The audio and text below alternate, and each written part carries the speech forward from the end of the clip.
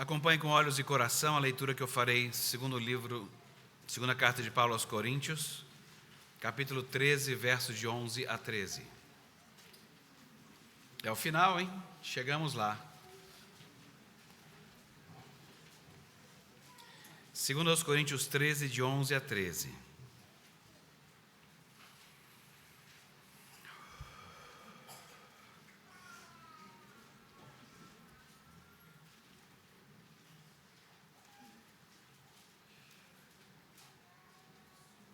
A palavra de Deus diz assim: Quanto ao mais, irmãos, alegrai-vos, deixai-vos aperfeiçoar, deixai-vos ser consolados, sede do mesmo parecer, vivei em paz, e o Deus de amor e de paz estará convosco. Saudai-vos uns aos outros com ósculo santo. Todos os santos vos saúdam. A graça do Senhor Jesus Cristo e o amor de Deus e a comunhão do Espírito Santo sejam com todos vós. Vamos orar? Bom Deus e Pai, bendito e exaltado seja o Teu santo nome. Ajuda-nos a ouvir a Tua voz à medida em que consideramos esse texto, nessa manhã. No nome de Jesus. Amém. Perícope pequena, texto pequeno, rascunho pequeno. Então, primeiro um rascunho antes de começar o sermão. Vocês viram que a tradução, quanto ao mais, irmãos, alegrai-vos, em algumas traduções tem adeus. É uma palavra que pode usar para uma coisa e outra. Você pode usar aquele mesmo termo para dizer tchau ou para dizer alegrai-vos. E eu acredito que fique melhor, junto com o que ele está dizendo, deixar o imperativo, porque é o imperativo. Então são 6 imperativos aqui, 1, 2, 3, 4, 5, 6, isso mesmo. Alegrai-vos, deixai-vos aperfeiçoar, deixai-vos ser consolados, sede do mesmo parecer, vivei em paz e saudai-vos uns aos outros. Então são 6 imperativos que ele deixa aqui no final, que são extremamente importantes em qualquer despedida, que você tenha isso no coração e na mente. E a base de tudo isso vem com o final, que é um final bem conhecido, né? Nas igrejas presbiterianas, em geral, essa é a bênção que a gente utiliza, mas não é obrigatório que seja só essa. Você pode pegar qualquer bênção da Escritura e utilizá-la. Então, algumas pessoas fazem de outro jeito. O Emílio, vocês já viram ele mais econômico, né? O pastor Emílio é mais econômico, às vezes. Então, ele faz do jeito dele. Apóstolo é apóstolo, cara. Entendeu? Mas, por quê? Porque não é obrigado a fazer de um certo jeito. E nem é obrigado a repetir o que está aqui. Eu, como sou novo, mais novo que ele, então, a gente fala a coisa inteira, sempre. Mas é daqui que vem. Outra coisa é que algumas traduções também tem a graça do Senhor Jesus Cristo como verso 14. Eu não sei porquê, mas a maioria que a pessoa usa da atualizada, não, é 13 mesmo.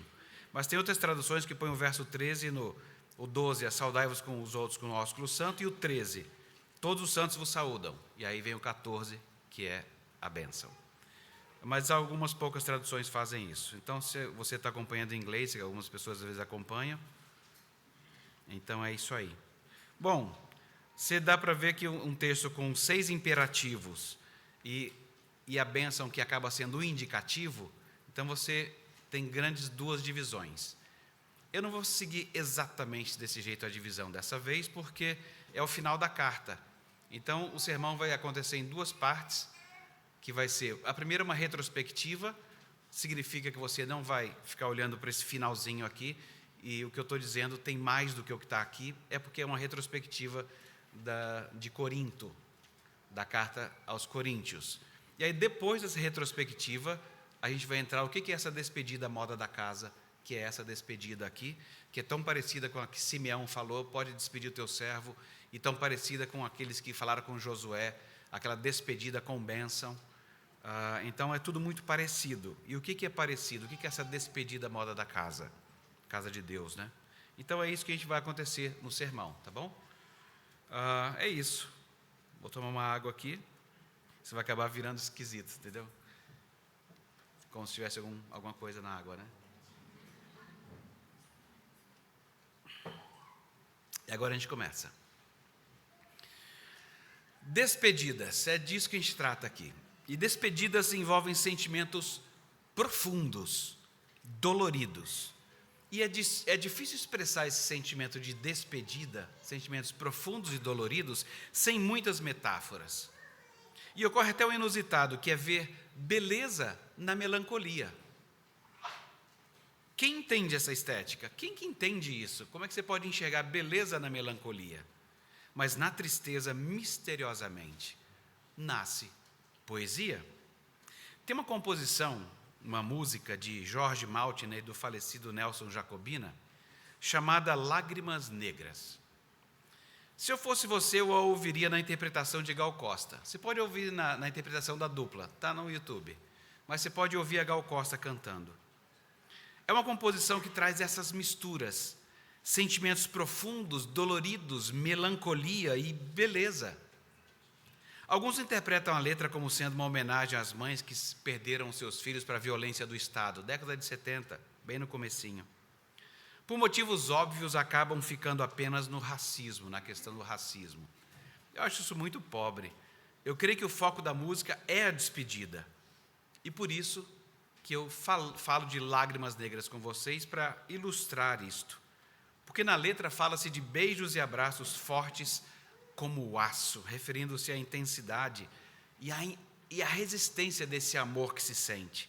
Fala de poços de petróleo, da luz negra dos olhos, e logo em seguida de lágrimas negras. Que metáfora!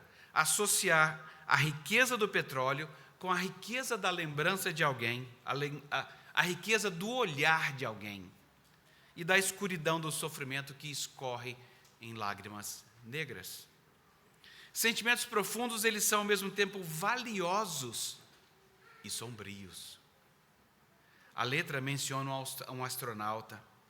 Que maneira de interessante se referir à solidão e à distância, à falta que você vai sentir. Menciona também pedras de moinho, essa sensação de ser esmagado, moído pela dor.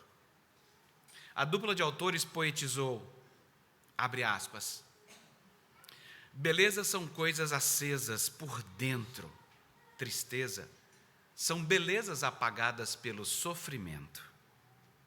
Essa associação de luz com interioridade e do desaparecimento de tudo pelo sofrimento é como a gente chamaria na filosofia de uma aporia, ou seja, é um grande problema.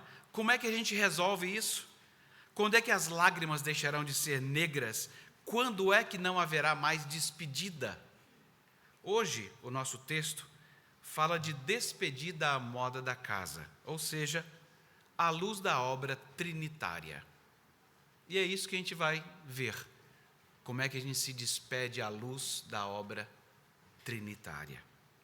Bom, a gente começa então, como eu disse, fora do texto, que é retrospectiva. A música, retrospectiva. Bom, é disso que a gente vai falar primeiro. A gente tem que trazer agora um pouco do que a gente conversou sobre a primeira e a segunda carta aos Coríntios. E aí vai ser bem no tom de, lembra disso que a gente viu? Lembra? A igreja de Corinto lidou com o seu próprio tempo.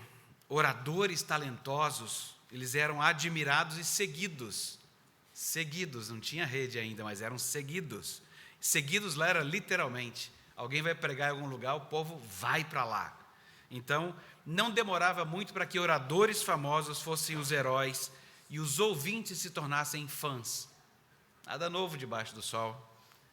O modelo da Roma antiga, patrono-cliente, ou patronus-cliens. Patronos, você vai lembrar de algum feitiço, mas isso é outra história. É bem parecido com a ideia. O modelo patrono-cliente da Roma antiga favorecia essa estrutura social que estava lutando para alcançar um lugar ao sol. Na Roma antiga, as pessoas contavam com essa relação patrono-cliente para que a política e a economia continuassem favorecendo uma certa classe. Isso tudo era uma pressão social poderosa para cristãos coríntios imaturos. Um lado do problema é que eles estavam voltando ao paganismo. Vocês se lembram disso? Mas o outro lado da questão é que eles não estavam percebendo que eles tinham uma nova forma de entender o mundo diferente da Escritura. Eles ainda eram movidos pela uma cosmovisão da cultura ao seu redor e não da cultura do reino dos céus. Eles entendiam que a teologia da cruz era a base da sua salvação. Ótimo, vamos curtir isso. Mas eles paravam aí. Eles sabiam repetir o mantra teológico. Tem tanta gente que sabe repetir o mantra teológico. Mas a teologia da cruz ia e vai além. Ensina os cristãos a viver e a servir. Ou seja, não é só uma profissão vazia dos lábios, mas te ensina a viver e a servir. Os coríntios, eles amavam a retórica e estavam acostumados a serem arrivistas. Fazia acho que uns 25 anos que eu não usava essa palavra. Eram carreiristas. Eles queriam subir na carreira a qualquer preço. A vida cristã, a agência do reino de Deus na terra, a igreja, ela não se pauta pela autopromoção e por esse comportamento carreirista. Por isso que o evangelho parece loucura. Vai me levar a quê? Vou seguir alguém que morreu? Vai me levar a quê? Por isso o espírito partidarista e divisionista, como havia em Corinto, era tão preocupante e deve ser combatido.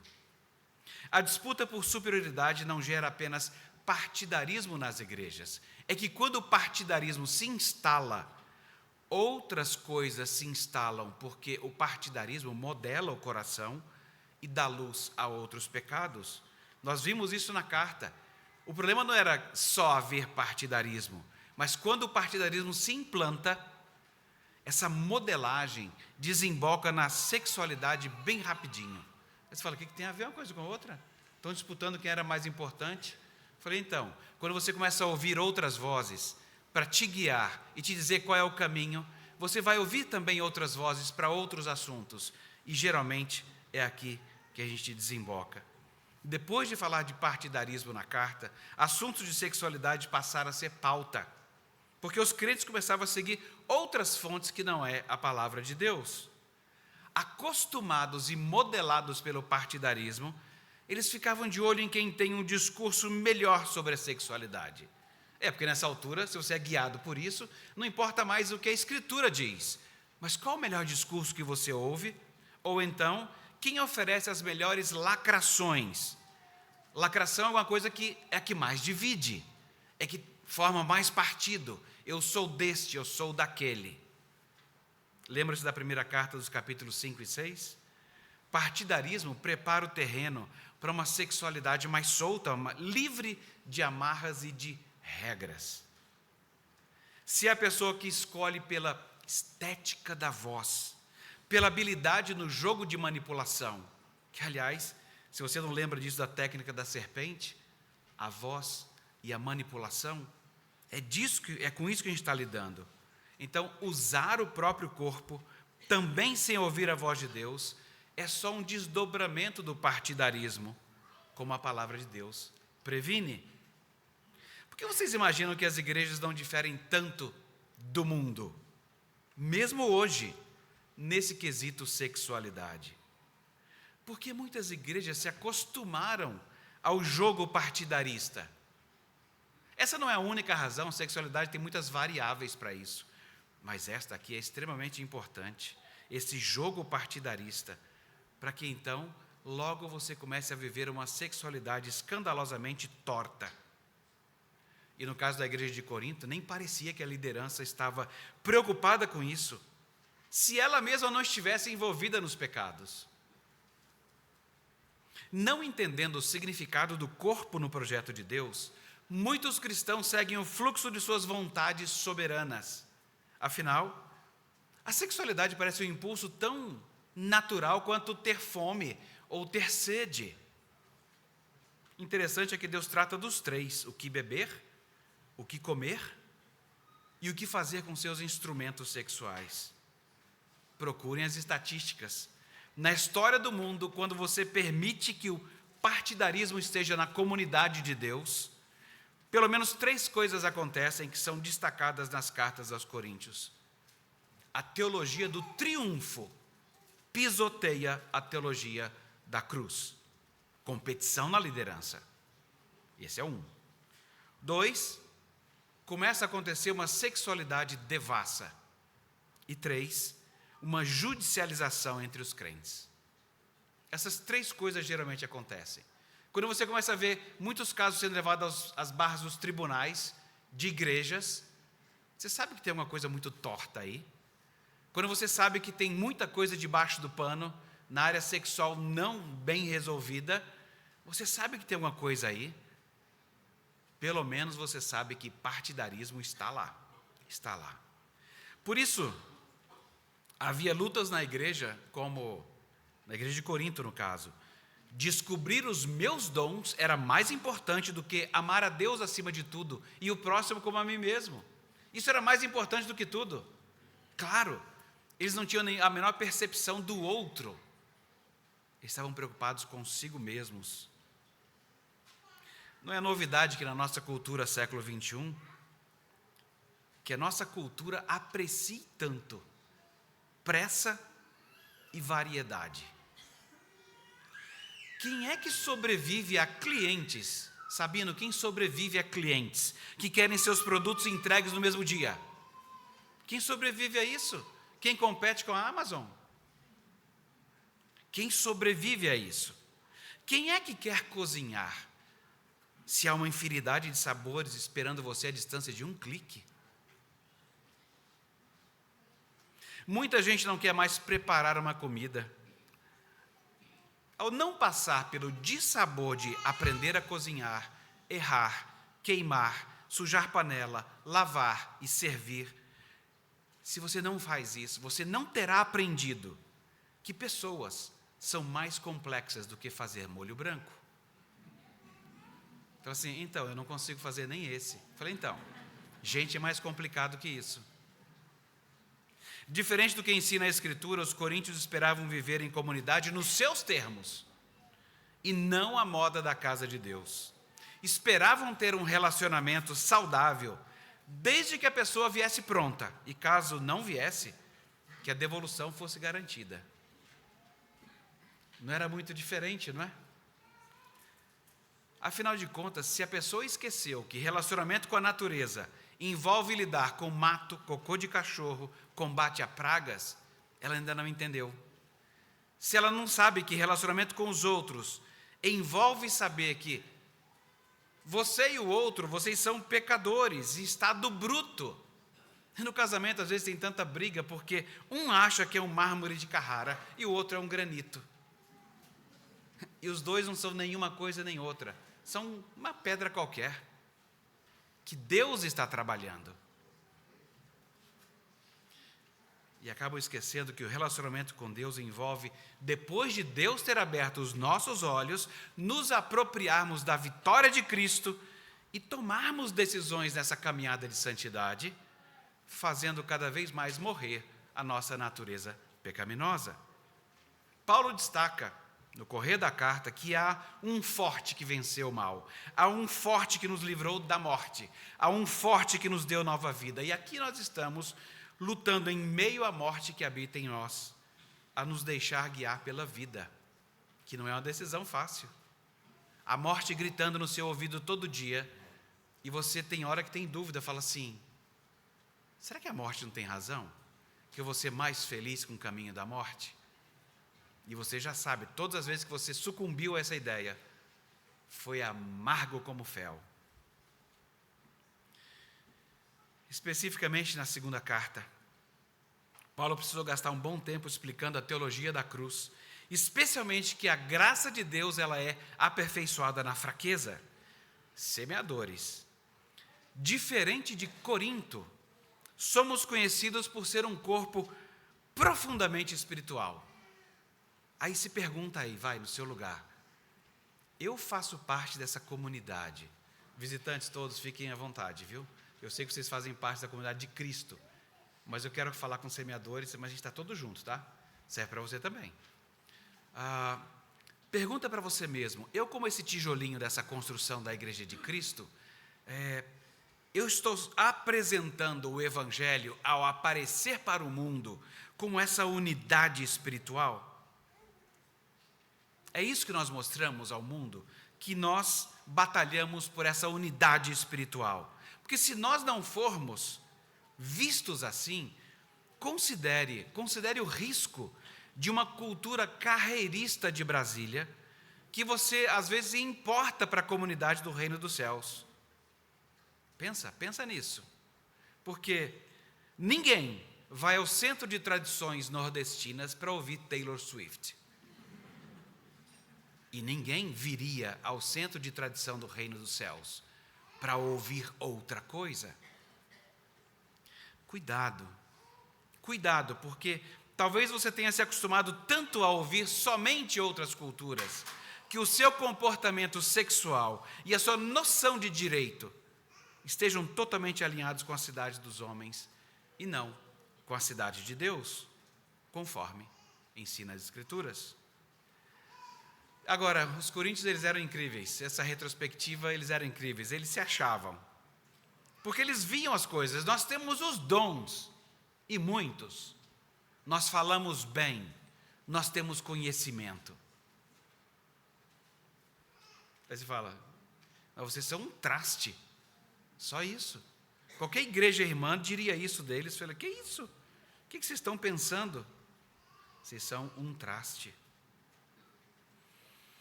Olha só, Brasília pode confundir você.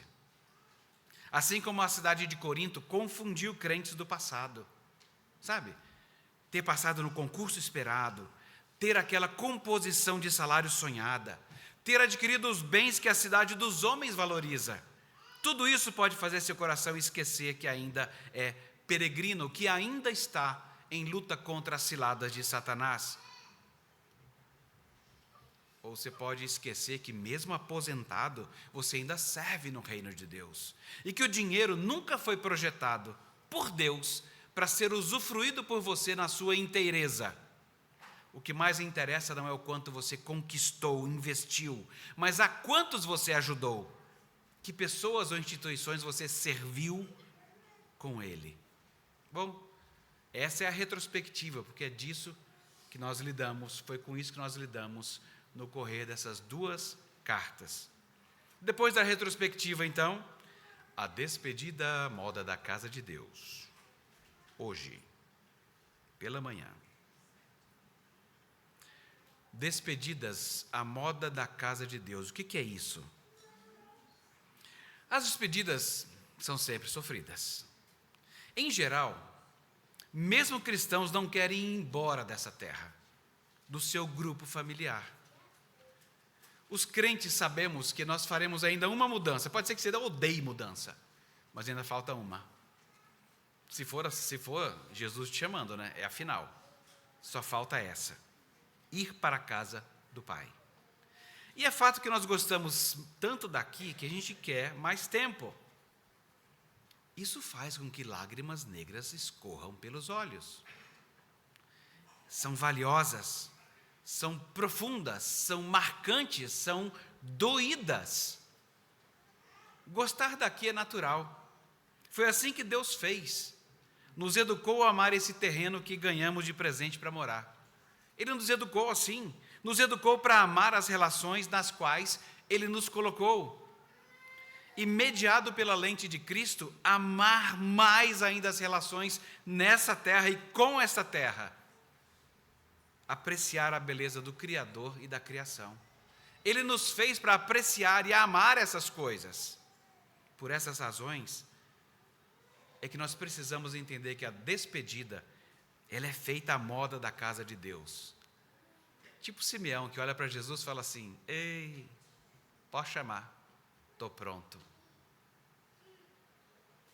Tudo bem, quem vai foi, mas os que ficamos, nós precisamos ainda continuar a fazer algumas coisas, porque senão você se perde só nas lágrimas negras, lamentando e lamentando e lamentando. Não, a despedida à moda da casa de Deus é diferente. A despedida à moda da casa de Deus envolve lembrança do que fazer, que é o verso 11 e 12. 2, na força de quem fazer, que é o verso 13, que é a trindade.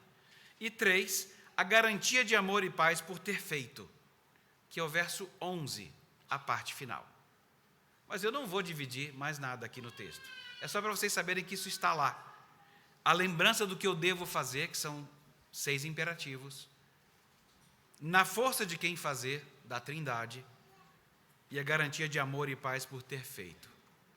É Deus dizendo: vocês terão amor e paz por fazerem o que eu digo para vocês. Sobre o que fazer, temos 6 imperativos que nos caracterizam numa despedida à moda da casa de Deus. Alegrai-vos, deixai-vos aperfeiçoar, deixai-vos ser consolados, seja do mesmo parecer, vivei em paz, saudai-vos com um beijo. Eu quero passar só um pouquinho em cada um desses, porque são 6 pontos muito importantes, que você, na leitura de Josué, se você depois ler de novo, pega a liturgia, lê devagar, você vai ver que esses elementos estão lá. Despedida é sempre doído, mas quando esses elementos estão presentes, é porque você tem uma tal confiança no que Deus disse e mantém as expectativas no lugar certo, que a despedida vai ser menos doída. Vai doer, mas vai ser menor. Alegria, alegrai-vos. Alegria é parte do alvo de qualquer igreja. Mesmo que tenha havido experiências amargas, ou que disciplinas ainda tragam dias duros e dolorosos, não importa. A alegria ela é maior que tudo isso. Na verdade, a alegria, ela existe se nós fizermos isso. Qual era o grande problema aqui, afinal? Paulo sabia que haveria alegria se os membros faltosos da igreja de Corinto se arrependessem. É isso que nos faz caminhar para uma unidade alegre. A gente costuma fazer o contrário. Como a gente não gosta muito de confronto, vamos fazer o seguinte: vamos deixar para lá, não vamos resolver para a gente ficar alegre. Aí você fala: uai, parece que é de outro jeito. A alegria, ela é de outro jeito. Se você só varre para debaixo do tapete e não resolve, não existe alegria. Esse aqui é o ponto. Então lembre-se disso. É preciso fazer alguma coisa para preservar a alegria e mesmo fomentá-la, para ser essa continuidade de luz de Deus em nós. Nós somos a luz do mundo, então deixe sua luz brilhar para que os outros elogiem ao ver a sua luz brilhar e falar assim: eita Deus bom, é Deus fazendo. Eu conheço esse tipo. É humano como eu, jamais teria tomado tal decisão. Ao ter tomado a decisão e se afastado do mal, eu vejo que é Deus e glorifico a Deus. Alegria. Aperfeiçoamento.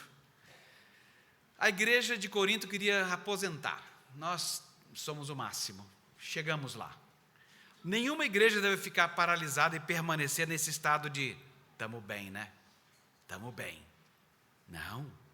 É exatamente nessa hora que ela não deve se contentar com estar razoavelmente estabelecida depois de todas essas divisões e lutas que aconteceram em Corinto.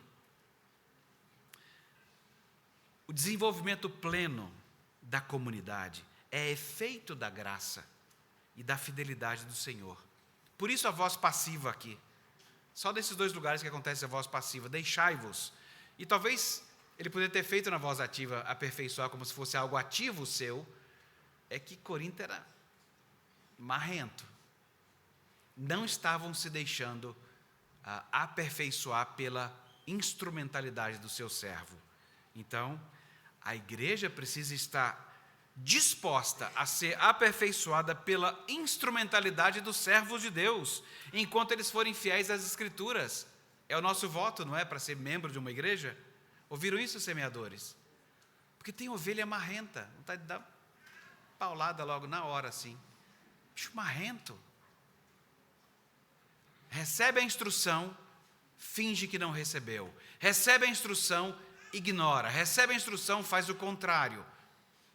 Aí você fala: Deus, ajuda a gente, porque esse tipo de atitude não traz alegria e não desenvolve o corpo. Aperfeiçoamento. Eles precisavam se deixar aperfeiçoar pela liderança que eles estavam negando. Por isso a voz passiva aqui. E também na consolação. Deixai-vos ser consolados. Porque Deus é o Pai de toda a consolação. Foi como ele abriu a carta no 1º capítulo. Ele é o Deus de toda a consolação. A igreja de Corinto precisava de consolo, de exortação, de encorajamento. E tinha tudo isso nessa carta de Paulo. Apenas precisavam aceitá-lo de fato. Semeadores. O Pai de toda consolação desejou que esse mesmo consolo fosse nosso nessa manhã. Permitam-se ser consolados por essas verdades. Deus é a luz que brilha em nós, mas a percepção do seu brilho, Deus fez com que dependesse de sermos consolados. Nós não temos percepção desse brilho se nós não estamos agindo em consolação uns aos outros. E nessa terra, nós nunca nos aposentamos nesse assunto. Crianças, jovens, idosos, consolo e encorajamento. Nós precisamos disso para prosseguir a vida, porque a vida é quebrada e não é simples de ser vivida. Nós precisamos ser lembrados de que o conforto, como disse o comentador Hughes Kent, ela é a moeda da concórdia e unidade. Lembre-se disso na sua próxima discussão e disputa na igreja. Enquanto você estiver discutindo, lembra, como é que eu posso ser instrumento de consolo nesse debate? A gente quer lembrar disso? Quero matar a pessoa, só isso. Deus me permite esmagar só um pouco? Ou definitivamente? Não. A despedida cristã tem outro elemento, é de Deus. É para a glória dele. As pessoas vão ver você fazer isso, você vai debater o ponto, mas você vai se lembrar de que é instrumento de consolo no debate. Esteja convencido de que Deus consola também mediante a disciplina, porque sem ela é o mesmo que dizer não amo você. Se o exercício da disciplina não acontece, é o mesmo que entendermos que Deus não nos ama. Mesmo parecer. Paulo exorta, continuando, sede do mesmo parecer. Paulo quer que tenhamos em mente a mesma coisa. Você já leu o credo, os catecismos, confissões doutrinárias? São algumas formas que ajudam denominações a ter um mesmo parecer. Mas esses documentos, eles não são capazes de trazer a verdadeira unidade. Porque unidade não é uniformidade teológica. Isso não é unidade. Somente quando o nosso pensamento e a nossa aspiração interior estão voltados para a mesma coisa, estabelece a autêntica unidade. Um só Senhor, uma só fé, um só batismo. Ser do mesmo parecer. Eu espero que tenha feito você se lembrar do texto. Lá que, acho que foi você que pregou, reverendo Marcel. Não vos prendais a um jugo desigual com os incrédulos. Foi você, não foi? Pois que sociedade tem a justiça com a iniquidade, ou que comunhão tem a luz com as trevas, que acordo tem Cristo com Belial, ou que porção tem o crente com o incrédulo, que acordo tem o templo de Deus com os ídolos, porque nós somos o templo vivo de Deus. Na hora, falar de ser do mesmo parecer, esse texto vem à memória da carta, porque são esferas mutuamente exclusivas. É por isso que os cristãos nunca devem se permitir ser subjugados, cooptados por supostos líderes que se opõem ao evangelho dentro da igreja. Era o que estava acontecendo em Corinto. Era esse o contexto. Então havia quem se acomodasse à cultura, usavam mal a Bíblia, abusavam da adoração divina e defendiam a ética da cultura popular, não da do reino dos céus. Nem em Corinto e nem hoje a gente pode aceitar isso. Porque isso não é caminhar em um mesmo parecer. E aí vem paz. A gente tem uma noção bem tosquinha de paz, não é? Gente, eu só quero paz, tira essas crianças daqui. Naquele dia que a sanidade mental está bem baixa, né? E você acha que paz é não criança, não gritaria, não confusão. A gente é bem tosco mesmo. Viver em paz, sede pacíficos, essa é uma ação, por assim dizer. Ele está dizendo, façam isso. Você precisa tomar alguma atitude para que a paz se estabeleça. Por isso, existe o exército do capacete azul, Mas paz também, além de ser uma ação, é também o resultado de procurar alegrar-se, ser aperfeiçoado, consolado e ter o mesmo parecer. É meio que resultado dessas coisas. Deus transmite suas qualidades interiores únicas, paz e amor. Aliás, eu vou falar do jeito que a Bíblia fala, amor e paz, para não ser um cara paz e amor, entendeu? Nós somos crentes, amor e paz. É isso. Deus transmite essas suas qualidades interiores únicas a seus filhos, enquanto eles ativamente fazem a sua vontade. Por isso você pode afirmar sem medo que a existência de unidade dentro da igreja não vem por meio da passividade. Vamos aguardar, né? Vai melhorar. Vamos deixar isso para lá, vai melhorar. Não, é ativamente. Devemos trabalhar em todos os aspectos, o tempo todo. Restauração dá trabalho, conforto dá trabalho, acordo dá trabalho, paz dá trabalho. Para que houvesse paz, alguém teve que morrer. Sentir alegria dá trabalho. Tem gente que acha que você simplesmente é invadido pela alegria. Não, isso é stand-up comedy, em que você vai dar risada quando alguém evoca em você. Sentir alegria dá trabalho, porque você tem que colocar as razões adequadas do porquê eu devo sentir alegria e não tristeza. E você tem que ficar repassando a palavra de Deus, o que Ele disse, e não o que você está dizendo para você mesmo. Beijo, saudai-vos com beijo. Para nós isso não é um problema, está na cultura. Alguns gostam, alguns não gostam. Tem igreja que dá, tem igreja que não dá. Eu não sei o que você vai fazer quanto a isso, e não é problema meu. Mas, onde era um problema, porque para nós hoje não é um problema, porque nós não estamos naquela época em que a saudação cristã tinha esses dois elementos complexos. É Paulo insistindo na carta chamar de irmãos. Isso eram dois problemas: ser chamado de irmão e cumprimentar com um beijo.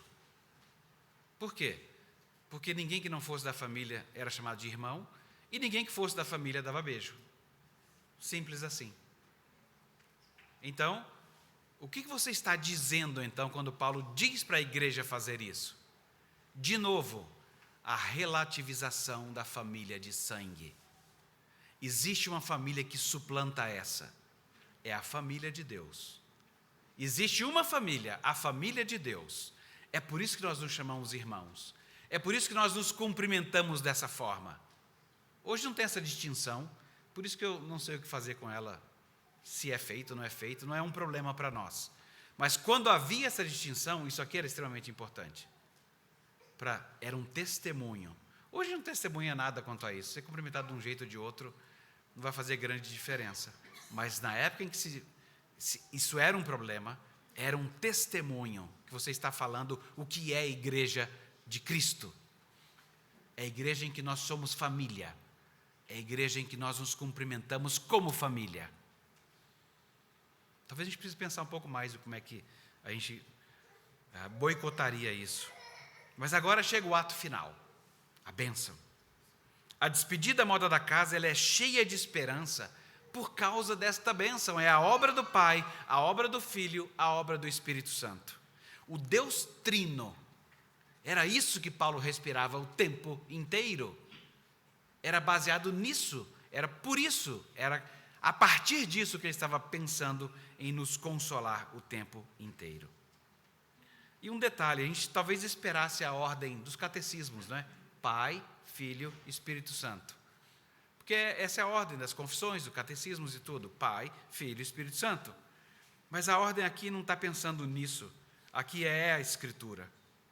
Possivelmente, nós não temos Paulo explicando porque fez assim, mas a gente pode inferir educadamente do que as Escrituras colocam, que é, Paulo colocou nessa ordem, porque a Bíblia diz assim: aprove a Deus que em Cristo residisse toda a plenitude. A Escritura diz assim: o nome de Cristo é o nome acima de todo nome. Que tudo fosse centralizado nele, que ele recebesse toda a glória. Então é natural que comece com o Filho, e depois o Pai, e depois o Espírito Santo. Essa é uma razão. A própria Escritura diz isso, que toda a glória será dada a Ele. Além disso, tem a ordem como nós recebemos as coisas. Geralmente você sabe que tem que se resolver sua vida com Cristo. Toda evangelização parte daí. Você tem que se acertar com Jesus Cristo. Ou você tem que recebê-lo, você tem que confessá-lo. Enfim, nós começamos entendendo a obra da salvação, entendendo a obra de Cristo. Depois é que você aprende que ninguém vai ao Pai senão por intermédio dele. Então você aprende sobre o amor do Pai depois de ser alcançado pelo Filho. E depois você aprende que Cristo enviou o Consolador para habitar em nós. Então talvez também por causa dessa ordem ele tenha feito essa mudança. Mas o fato é que a graça do nosso Senhor Jesus Cristo nos enriqueceu. Ele se fez pobre para que a gente fosse rico. Como consequência, conhecer a graça vem o conhecimento do amor de Deus, que é visto na morte do seu Filho. Aí você fala, então, eu queria falar de amor, mas assim, de um outro jeito, sabe, mais para cima, sem ter que falar de morte, entendeu? Aí não dá para falar. Não tem como, não tem história de amor sem morte. Não é essa história. É preciso passar por isso. Deus prova o seu amor para conosco, em que Cristo morreu por nós, sendo nós ainda pecadores.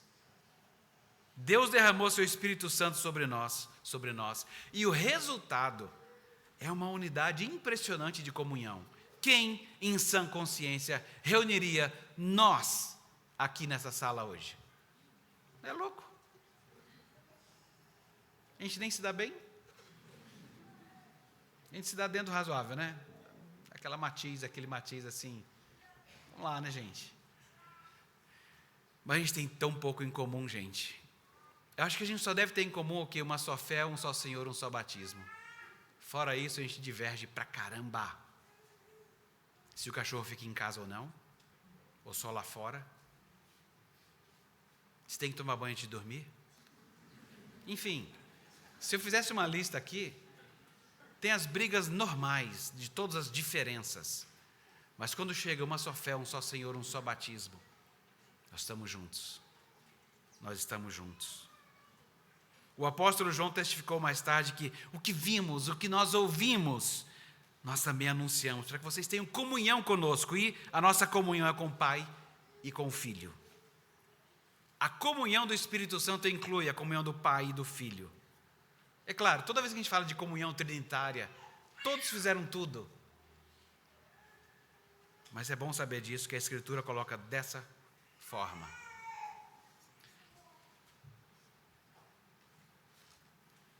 Eu escolhi uma música, Lágrimas Negras, chorei com ela, escondido. E ela tem elementos que eu já tinha visto em algum lugar. Eu falei, já vi isso em Jesus? Eu já vi essas histórias. Jesus, ele foi, no caso, o que eu vou trazer aqui agora desse parágrafo tem a ver com esses elementos que são trazidos no final da carta de Corinto. Você tem tudo ali com Jesus, tem beijo, tem consolação, tem paz, tem aperfeiçoamento, tem alegria e tem mesmo parecer. Da seguinte forma, Jesus, ele foi traído por um beijo, pacificou todos os seus filhos ao se entregar à paz que o mundo dá, a pax romana que o crucificou.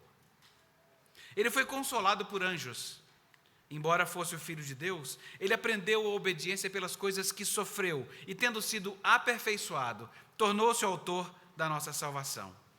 E Jesus suportou a cruz e a vergonha por causa da alegria proposta pelo Pai.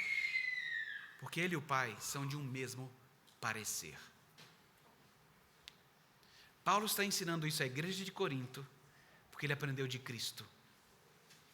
Jesus, ele foi moído pelos nossos pecados. Ele foi abandonado por Deus em sua punição em nosso lugar. Não apenas seus olhos, mas seu corpo verteu gotas de sangue. Sangue mais precioso do que o petróleo. O Evangelho muda a nossa perspectiva de apreciação da despedida. E aí eu mudaria uma das frases que eu mais gostei na letra de Lágrimas Negras. E eu colocaria uma nova letra assim. Belezas são coisas acesas por dentro. Alegrias são belezas acesas pelo sofrimento. Essa é a nossa história do Evangelho. Nós fomos acendidos porque Jesus sofreu. Essa é a nossa despedida nas nossas reuniões de adoração, na separação momentânea que tivermos em qualquer lugar, porque a nós nos foi dada uma esperança trinitária. E este é o alimento que vai avivar o modo como nós nos despedimos. Vamos orar? Bom Deus e Pai, obrigado pelas despedidas. Já aconteceram tantas vezes, e todas as vezes doeu. E nunca é fácil descrever, falar dessas coisas.